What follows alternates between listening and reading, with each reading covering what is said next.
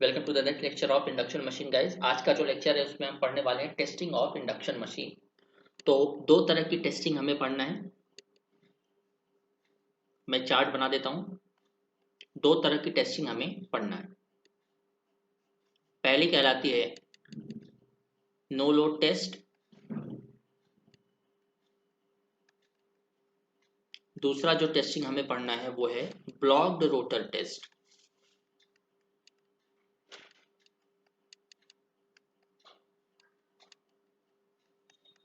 No load test and blocked rotor test. Blocked rotor test मतलब हम rotor को किसी हैवी लोड से ब्लॉक कर देंगे ताकि वो रोटेट ना कर पाए।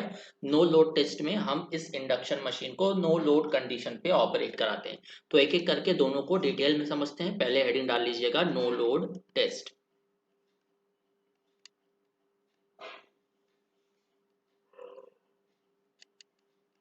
तो देखिए नो लोड टेस्ट को हम लाइट रनिंग टेस्ट भी बोलते हैं। तो ब्रैकेट में लिख लीजिएगा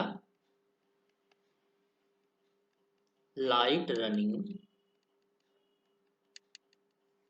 टेस्ट। अब एक चीज मुझे बताइए कि अप्रोक्सीमेट सर्किट हमने देखा था इंडक्शन मशीन का कैसा था।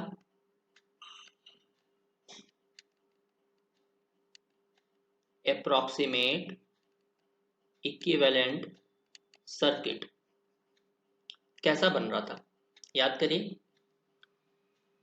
ये rotor resistance, rotor reactance, sorry stator resistance, stator reactance, ये हो जाएगा रोटर का resistance referred to stator side. ये resistance of rotor referred to stator side, ये हो जाएगा XM। याद करिए मैग्नेटाइजिंग रिएक्टेंस। ये हो जाएगा R1, ये हो जाएगा JX1, ये है X2 डैश, ये है R2 dash by S। Because of S ये हो जाएगा वेरिएबल, ये हो जाएगा JXM। ये अप्रोक्सीमेट इक्विवेलेंट सर्किट हम ऑलरेडी पढ़ चुके हैं अगर आप अपना नोट्स चेक करोगे तो। अब यहाँ पे ध्यान से देखिए, ये है नो लोड टेस्ट। तो अगर हम किसी भी मशीन को या इंडक्शन मोटर को नो लोड पे ऑपरेट कराते हैं तो उसकी स्पीड बहुत ज़्यादा हो जाती है, और अगर स्पीड ज़्यादा होती है तो स्लिप क्या हो जाती है, कम।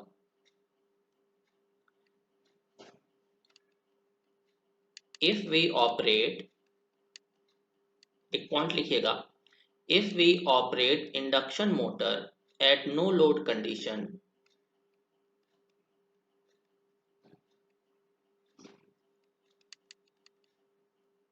then speed is very high।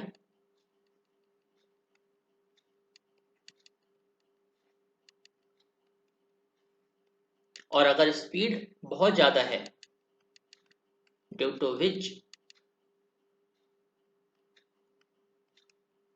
Slip is very low. Slip S is very low. अब एक चीज मुझे बताइएगा, अगर स्लिप की वैल्यू बहुत कम है तो R2 डैश बाई S की वैल्यू बहुत ज्यादा होगी, मतलब इस रेजिस्टेंस की वैल्यू बहुत ज्यादा होगी। मतलब यहां पे लिखिएगा, अगर स्लिप की वैल्यू बहुत ज्यादा है तो R2 डैश अपॉन S की वैल्यू, सॉरी स्लिप की वैल्यू बहुत ज़्यादा कैसे हो जाएगी, बहुत कम होगी ना, क्योंकि स्पीड बहुत ज़्यादा है। स्लिप की वैल्यू बहुत लो है, इसका मतलब R2 बाई S की वैल्यू बहुत ज़्यादा होगी, यानी कि इस रेजिस्टेंस का वैल्यू बहुत हाई होगा। तो यहाँ पे ना के बराबर करंट फ्लो होगी, तो हम इसे क्या मान सकते हैं, open circuit.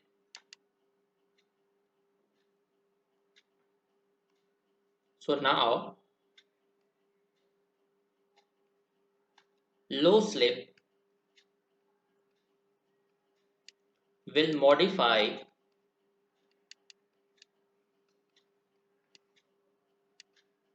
our equivalent circuit above। ऊपर जो इक्विवेलेंट सर्किट दिया गया है उसको लो स्लिप क्या करेगी, मॉडिफाई कर देगी। ये बहुत हाई रेजिस्टेंस है, स्लिप कम होने की वजह से, तो इस ब्रांच को हम ओपन कर सकते हैं, और उस ब्रांच को हमने अगर ओपन कर दिया तो उससे कोई भी करंट फ्लो नहीं होगी, तो उसको सर्किट से एलिमिनेट किया जा सकता है। तो देखिए कैसा सर्किट बन जाएगा हमारा, ध्यान दीजिएगा।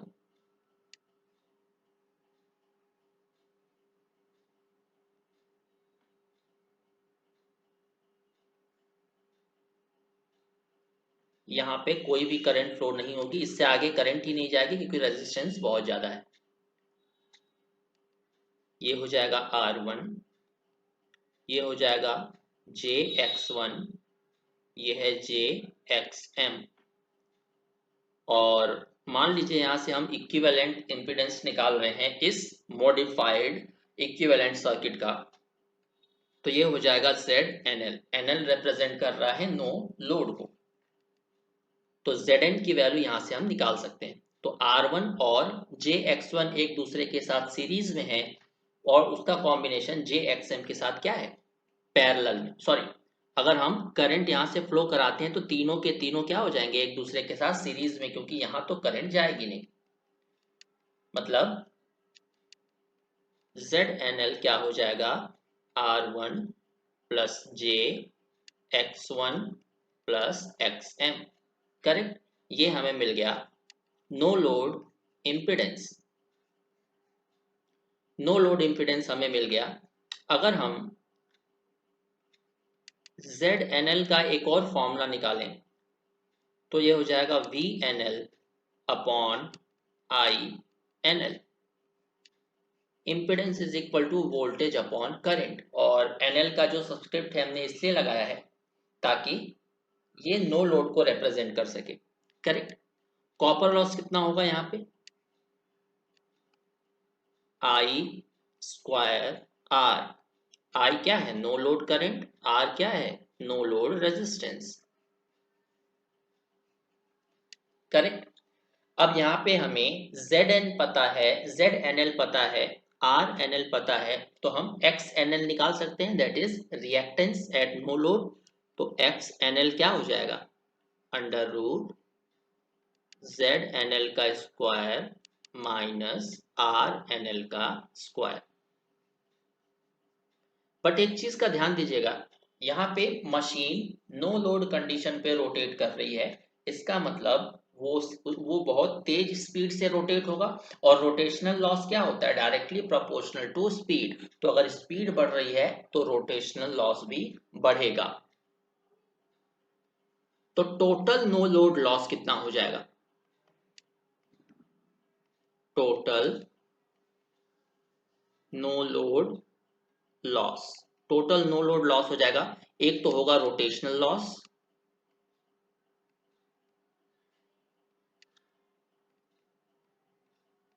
दूसरा नो लोड कॉपर लॉस जो ऊपर हो रहा था, जिसकी वैल्यू कितनी थी, INL स्क्वायर RNL। ये नो लोड कॉपर लॉस था।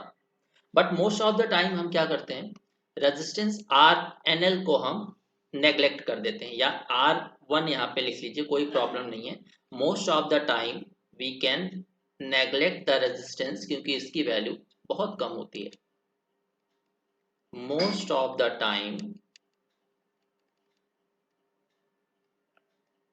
we neglect the resistance।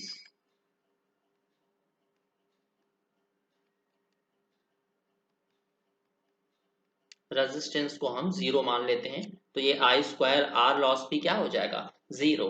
तो इसका मतलब टोटल जो नो लोड लॉस है, नो लोड कंडीशन में जो टोटल लॉस हो रहा है वो सिर्फ किसका हो रहा है, रोटेशनल लॉस।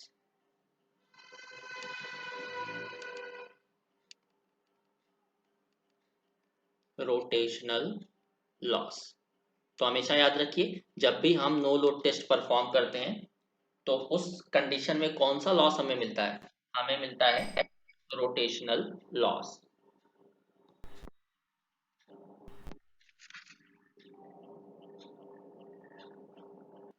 तो ये जो पॉइंट है वो हमेशा याद रखिएगा कि जो नो लोड लॉस है वो हमेशा रोटेशनल लॉस, या रोटेशनल लॉस पता करने के लिए हम नो लोड टेस्ट परफॉर्म करते हैं। तो एक और पॉइंट लिखिएगा, no load test is always performed on rated voltage and rated current. ये बहुत इंपॉर्टेंट पॉइंट है। No load test is always performed on rated voltage and rated frequency. Rated voltage and rated frequency. तो अब मुझे बताइए, ये तो मैंने आपको बता दिया कि जो नो लोड टेस्ट है उसे हमेशा रेटेड वोल्टेज और रेटेड फ्रीक्वेंसी पे ही परफॉर्म करते हैं, यानी कि जब हम नो लोड टेस्ट परफॉर्म करते हैं तो जो हम सप्लाई दे रहे होते हैं वोल्टेज वो रेटेड होनी चाहिए और फ्रीक्वेंसी भी रेटेड होनी चाहिए। बट ऐसा क्यों है?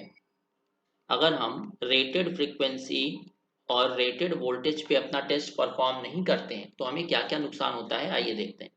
केस 1, मान लेते हैं हमारी जो फ्रीक्वेंसी है वो तो रेटेड है, बट हमारा जो वोल्टेज है वो रेटेड से कम है, क्योंकि वोल्टेज को हम कभी भी रेटेड वोल्टेज से ज़्यादा सप्लाई नहीं कर सकते क्योंकि वो इंसुलेशन को डैमेज कर सकता है। इसीलिए कभी भी वोल्टेज को आप घटा तो सकते हो रेटेड से, लेकिन बढ़ा नहीं सकते। चलिए नेक्स्ट है, flux is directly proportional to V by F का रेशियो। ये तो आपको पता होगा। तो यहाँ पे जो फ्रीक्वेंसी है वो रेटेड है, वोल्टेज को हम डिक्रीज कर रहे हैं, वोल्टेज को हम डिक्रीज कर रहे हैं तो फ्लक्स क्या हो जाएगा? डिक्रीज। और हम जानते हैं कि अगर फ्लक्स डिक्रीज हुआ तो एमएमएफ क्या हो जाएगा? डिक्रीज। और एमएमएफ डिक्रीज हुआ तो मैग्नेटाइजिंग करंट हमारा डिक्रीज हो जाएगा। करेक्ट? मैग्नेटाइजिंग करंट डिक्रीज हो गया, एक ये इफेक्ट मिल रहा है हमें। दूसरा इफेक्ट क्या मिलेगा, ध्यान दीजिएगा, core loss. Core loss directly proportional to voltage का स्क्वायर होता है। वोल्टेज को हम क्या कर रहे हैं? डिक्रीज कर रहे हैं, तो यहाँ पे कोर लॉस क्या हो जाएगा? डिक्रीज हो जाएगा। ट्रांसफार्मर में आपने पढ़ा होगा, ट्रांसफार्मर की तरह ही इंडक्शन मोटर है, इंडक्शन मोटर को हम जनरलाइज ट्रांसफार्मर बोलते हैं, तो सेम फॉर्मूला एप्लीकेबल हो सकता है। तो कोर लॉस का फॉर्मूला क्या होता है? Core loss is equal to voltage into wattful component of current. Wattful component of current क्या होता है? वो करंट जिसकी वजह से कोर लॉस होता है, या वो करंट जो कोर लॉस को सप्लाई करता है उसे core loss component of current बोला जाता है। तो यहाँ पे कोर लॉस डिक्रीज हो रहा है, मतलब वॉटफुल कंपोनेंट ऑफ करंट भी क्या होगा? डिक्रीज होगा। और हम जानते हैं नो लोड करंट क्या होता है? No load current is equal to wattful component of current का स्क्वायर प्लस मैग्नेटाइजिंग करंट का स्क्वायर। तो यहाँ पे देखिए वॉटफुल कंपोनेंट ऑफ करंट भी डिक्रीज हो रहा है, मैग्नेटाइजिंग करंट भी डिक्रीज हो रहा है। इसका मतलब नो लोड करंट क्या हो जाएगा? डिक्रीज हो जाएगा। तो नो लोड करंट डिक्रीज हो रहा है, उससे हमें क्या फायदा हो रहा है? No load copper loss. No load copper loss, तीनों फेज का अगर हम देखें तो हो जाएगा आई नॉट स्क्वायर R1। तो यहां से अगर आई नॉट की वैल्यू डिक्रीज हो रही है तो नो लोड कॉपर लॉस क्या हो जाएगा? डिक्रीज हो जाएगा। और हमने देखा था कि नो लोड पावर लॉस किन दो चीजों को मिला के बना था? No load copper loss plus rotational loss. Rotational loss. तो अगर यहाँ पे no load copper loss decrease हो रहा है तो नो लोड पावर लॉस भी क्या हो जाएगा? डिक्रीज हो जाएगा। यानी कि watt meter, no load power कौन रिप्रेजेंट कर रहा होगा? Watt meter. तो वॉट मीटर की रीडिंग डिक्रीज हो जाएगी। चलिए नो लोड पावर फैक्टर देख लेते हैं कि केस 1 में no load power factor decrease होगा या इंक्रीज होगा। तो phi not is equal to tan inverse I mu upon I W, यही होता है। क्योंकि अगर हम ट्राइंगल बनाते हैं तो बेस वाली करंट क्या रिप्रेजेंट करती है, what full component of current, I W वो करंट है जो नो लोड आयरन लॉस को सप्लाई दे रही है। आई म्यू परपेंडिकुलर रिप्रेजेंट करता है, आई म्यू है मैग्नेटाइजिंग करंट, और मैग्नेटाइजिंग करंट वो करंट होती है जो फ्लक्स को जनरेट करती है। तो आई डब्ल्यू और आई म्यू का रिजल्टेंट क्या हो जाता है, no load current I not.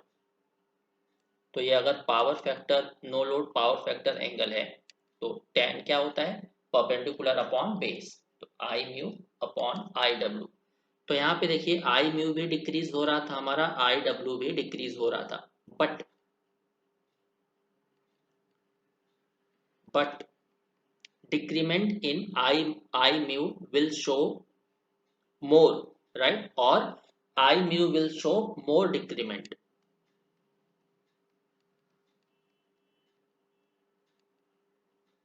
यानी कि आई म्यू भी डिक्रीज हो रहा है, आई डब्ल्यू भी डिक्रीज हो रहा है, बट जो डिक्रीमेंट है आई म्यू में वो ज्यादा है।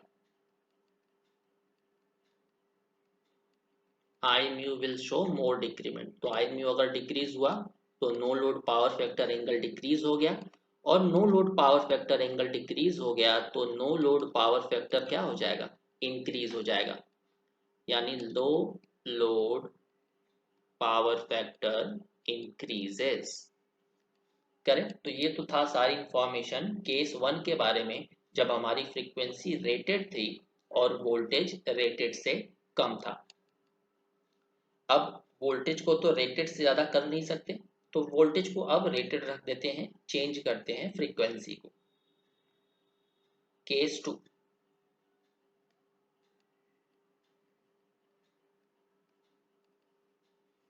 केस 2 फ्रीक्वेंसी को हम कर देते हैं लेस देन रेटेड,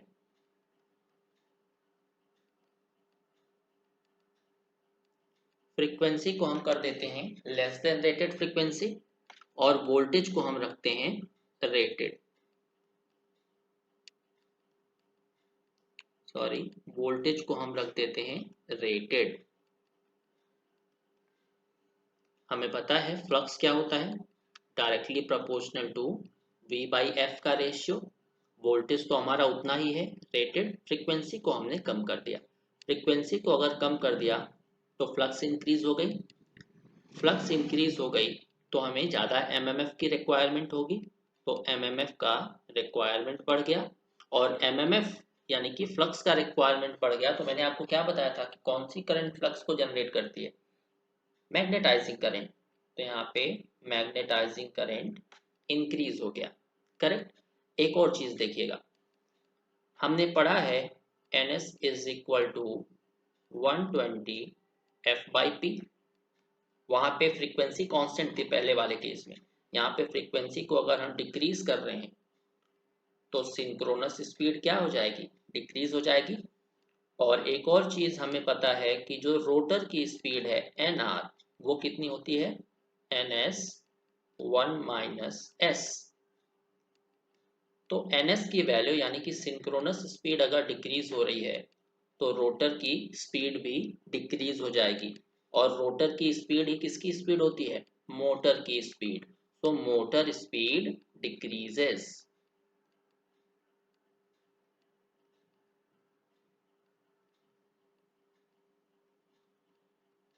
मोटर की स्पीड क्या हो जाएगी, डिक्रीज हो जाएगी। एक और चीज हमने पढ़ा है कि रोटेशनल लॉस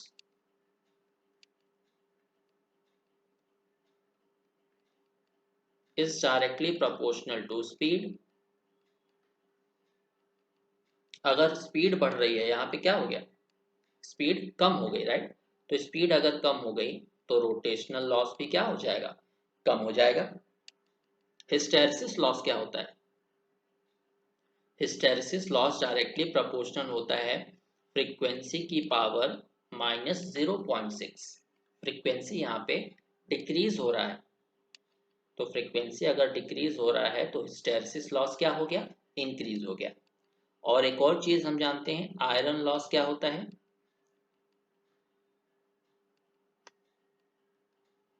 आयरन लॉस होता है hysteresis loss plus eddy current loss.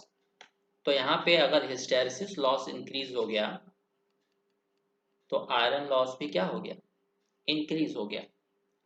Iron loss अगर इंक्रीज हुआ, आयरन लॉस या core loss, core loss is directly proportional to what full component of current। अगर कोर लॉस इंक्रीज हुआ है इसका मतलब वो करंट जो कोर लॉस को सप्लाई दे रही है वो भी इंक्रीज हुई होगी, तो आई म्यू की, आई डब्ल्यू की भी वैल्यू इंक्रीज हुई होगी। नो लोड करंट क्या होता है, no load current is equal to I W का स्क्वायर प्लस आई म्यू का square. I W current increase हुई है इसका मतलब आई नॉट भी इंक्रीज हुई होगी। क्या आई म्यू भी इंक्रीज हुई है? यस, आई म्यू करंट क्या करती है, फ्लक्स को जनरेट करती है। फ्लक्स की रिक्वायरमेंट बढ़ी थी तो मैग्नेटाइजिंग करंट भी बढ़ी थी। तो आई म्यू बढ़ने की वजह से आई नॉट बहुत ज़्यादा इंक्रीज हो गया था, जिसकी वजह से no load copper loss I not square R1 भी इंक्रीज हो जाएगा। एक और चीज देखिए, no load power factor angle क्या होता है, tan इनवर्स, अभी मैंने ऊपर ट्राइंगल बना के बताया था, आई म्यू अपॉन आई डब्ल्यू, दोनों इंक्रीज हो रहे हैं, आई डब्ल्यू भी इंक्रीज हो रहा है, आई म्यू भी इंक्रीज हो रहा है, बट जो इंक्रीमेंट होगा आई म्यू यानी कि मैग्नेटाइजिंग करंट में वो ज्यादा होगा। ब्रैकेट में लिख लीजिएगा, increment in I mu is more as compared to IW। Correct, I mu ज्यादा इंक्रीज हो रहा है जिसकी वजह से फाई नॉट क्या हो जाएगा, no load power factor angle increase हो जाएगा और कॉस फाई नॉट डिक्रीज हो जाएगा। राइट, तो ये पूरा का पूरा दो कंडीशन है, no load no load test of induction motor का। दोनों केस भी मैंने आपको बता दिया, केस 2 और केस 1। अब जो नेक्स्ट टेस्ट हमें पढ़ना है वो है ब्लॉक्ड रोटर टेस्ट। तो हेडिंग डाल लीजिएगा, ब्लॉक्ड रोटर टेस्ट। ये सारी कंडीशन आपको याद रखनी है, एमसीक्यूज के फॉर्म में पूछा जाता है। नेक्स्ट टेस्ट हमें पढ़ना है ब्लॉक्ड रोटर टेस्ट। इसका मतलब क्या होता है, ब्लॉक्ड रोटर मतलब रोटर को हमने ब्लॉक कर दिया है, हम रोटर को रोटेट होने नहीं दे रहे हैं। तो इक्विवेलेंट सर्किट कैसा बनता था, याद करिए, R1 X1 R2 dash by S, या पहले हम बना लेते हैं X2 डैश, यहाँ पे हम बना लेते हैं R2 डैश बाई 1, S की जगह 1 आ जाएगा, मैं बताता हूँ कैसे। ये है R1 JX1 JX2 dash R2 dash by S, ये है JXM। आप चेक कर सकते हो equivalent approximate equivalent circuit of induction motor, इससे पहले वाले लेक्चर्स में। अब यहाँ पे हम परफॉर्म कर रहे हैं ब्लॉक्ड रोटर टेस्ट, यानी कि रोटर को हमने ब्लॉक कर दिया है। अब रोटर को हमने ब्लॉक किया है,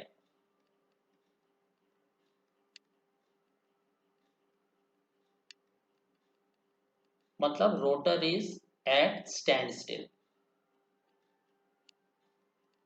rotor is at standstill, rotor हमारा रुका हुआ है। तो स्टैंड स्टिल पे स्लिप की वैल्यू कितनी होती है, 1।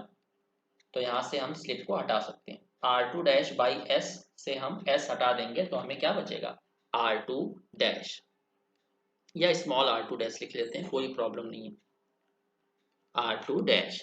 तो अब मुझे बताइए, इनपुट इम्पीडेंस होगा Z, तो हम ब्लॉक रोटर के लिए इनपुट इम्पीडेंस निकाल रहे हैं तो हम इसे ZBR लिख सकते हैं। और इम्पीडेंस क्या होता है, वोल्टेज डिवाइडेड बाई करंट। और ये ब्लॉक्ड रोटर के लिए है, तो blocked rotor, blocked rotor, blocked rotor का सबस्क्रिप्ट लगा दिया हमने। Resistance in the case of blocked rotor कितना आएगा? Power loss in the case of blocked rotor divided by I square in the case of blocked rotor. ये हमें resistance मिल गया।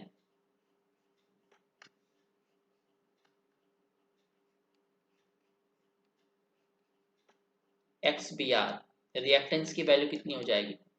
X B are यानी कि reactance of induction motor in the case of blocked rotor test कितना हो जाएगा? Under root Z भी हमें पता है, आर भी हमें पता है, तो जेड बी आर का square minus R B R का स्क्वायर। तो हम इस तरह से ये तीनों चीजें निकाल सकते हैं। इस सर्किट को देखिए, यहां से हम जेड बी आर कैलकुलेट कर सकते हैं। तो जेड बी आर की वैल्यू कितनी हो जाएगी? ब्लॉक रोटर इम्पिडेंस सर्किट से चेक करिए, R one plus J X one plus J X M parallel X two dash J plus R two dash.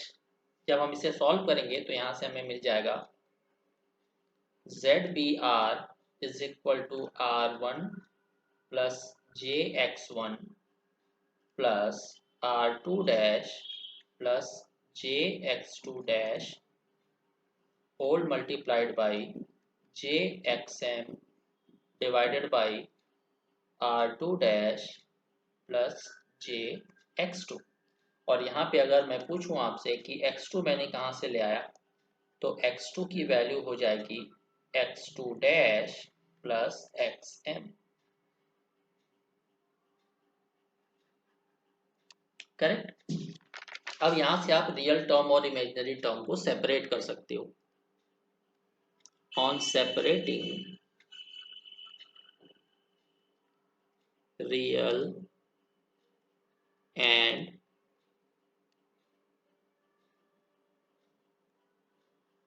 Imaginary terms, तो रियल पार्ट हमें क्या मिल जाएगा?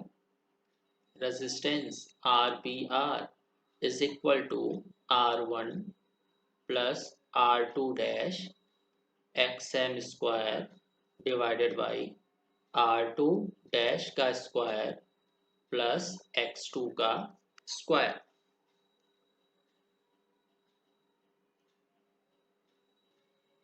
ये हो गया हमारा real part of Z B R. अगर इमेजिनरी पार्ट निकालें तो क्या मिल जाएगा हमें? रिएक्टेंस। तो एक्स बी आर की वैल्यू हो जाएगी X one plus X M X two dash upon X M plus X two. और यहाँ पे एक्स टू की वैल्यू आपको पता है क्या है, X two dash plus X M.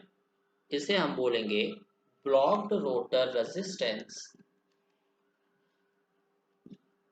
Blocked rotor resistance, इसे हम बोलेंगे blocked rotor reactance.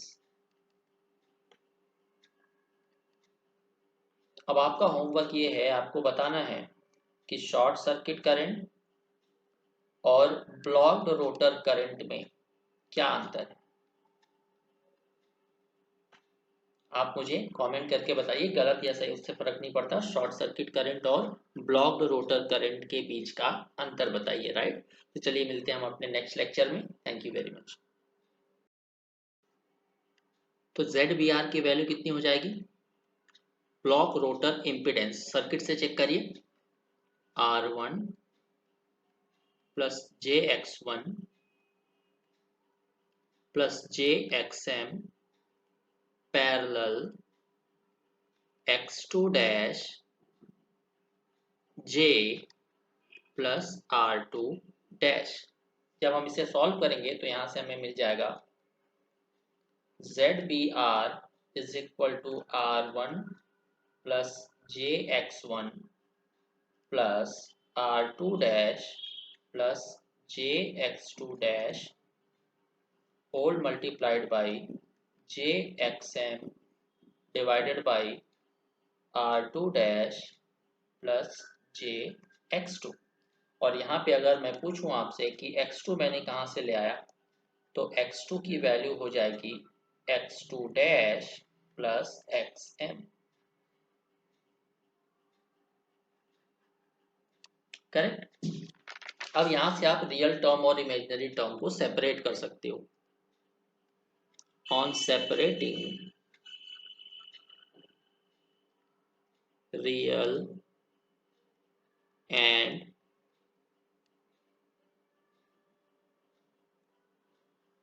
Imaginary terms,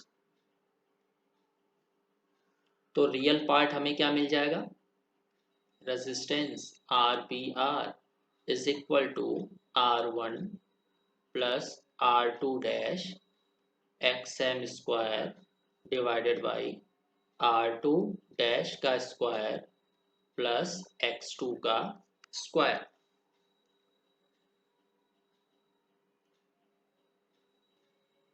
ये हो गया हमारा रियल पार्ट ऑफ ZBR।